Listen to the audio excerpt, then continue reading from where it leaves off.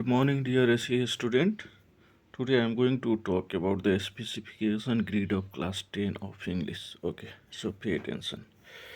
Reading section बाट 40 मार्कको question आउँछ जसमध्ये Sintex 1 5 mark, Sintex 2 10 marks, unseen passage, unseen text 1 10 marks र अनसिन टेक्स्ट 2 15 मार्क्स। यस प्रकार रिडिङ सेक्सनबाट 40 मार्कको क्वेसन आउँछ अनि हामीले के गर्नु पर्यो, सबै पढेर राम्ररी बुझेर यो आन्सर दिने काम गर्नु पर्यो।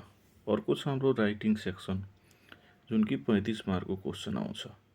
त्यसको लागि के हुन्छ, guided writing part 1 paragraph writing भयो, स्टोरी राइटिङ भयो, डायलग राइटिङ भयो। यो चाहिँ हामीले पढेर त्यहाँ के दिएको छ लेख्नको लागि त्यो लेख्ने।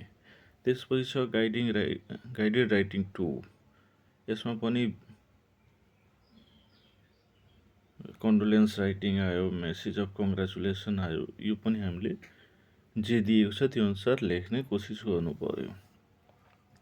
अर्को छ फ्री राइटिङ 1। फ्री राइटिङ 1 मा ओपिनियन छ, एक्सपिरियन्स छ, फिलिङ्स रिप्रेजेन्ट गर्नुपर्ने हुन्छ। त्यस्तै लिभ एप्लिकेसन, जब एप्लिकेसन, डायलग राइटिङ आउन सक्छ। यो चाहिँ 6 मार्कको आउँछ। यो चाहिँ हामीले जे आउँछ त्यो लेखेको हुनु पर्यो। त्यस्तै अर्को छ फ्री राइटिङ 2। यो चाहिँ 8 मार्कको क्वेसन आउँछ जसमा के आउँछ, पर्सनल लेटर, त्यस्तै essay writing, diary writing, newspaper article, यो सबै दिएको हुनसक्छ। यसमध्ये जे आउँछ आफूलाई जे जति आउँछ त्यो लेख्ने कोसिस गर्नु पर्यो। त्यसपछि अर्को आउँछ हाम्रो ग्रामर सेक्सन। ग्रामर सेक्सनमा दुई किसिमको क्वेसन आउँछ। एउटा रिप्रोडक्सन, त्यो चाहिँ 5 मार्कको क्वेसन आउँछ। 5 मार्कको क्वेसनमा दिएको हुन्छ, चेन्ज गर्नुपर्ने हुन्छ। अर्को हुन्छ मल्टिपल चोइस क्वेसन। यो चाहिँ 6 मार्कको आउँछ। त्यहाँ अप्सन दिएको हुन्छ, त्यो अप्सनबाट हामीले चुज गरेर लेख्नुपर्ने हुन्छ।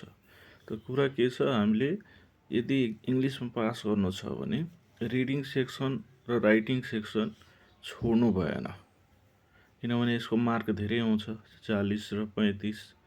त्यही भएर हामीले के गर्नु पर्यो, दिएको पेसेज राम्ररी पढ्ने, बुझ्ने र लेख्ने। अर्को कुरा, राइटिङ सेक्सनमा जे दिएको छ लेख्नको लागि जति आउँछ आफूलाई लेख्ने। कुनै पनि क्वेसन नछोडी आउनु होला। ग्रामर पनि ट्राई गर्नु होला। ल, best of luck all of you.